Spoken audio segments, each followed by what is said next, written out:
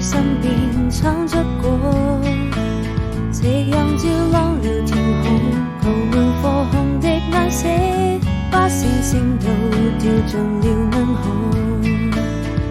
這個生日快樂，最浪漫的時刻，溫暖你心裏某個角落，願意收集每一片雲朵，一起聽暖風訴說。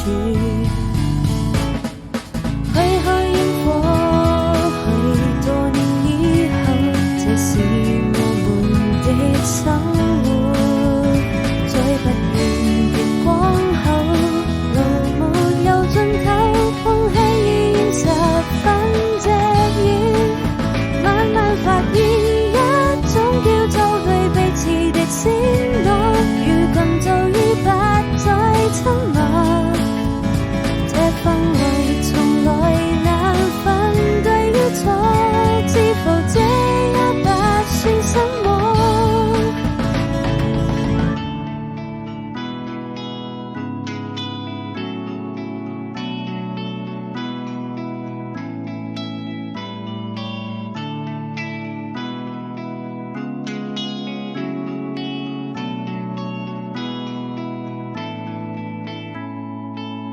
回味走過浪漫的篝火，我又在誰身邊闖出過，夕陽照亮了天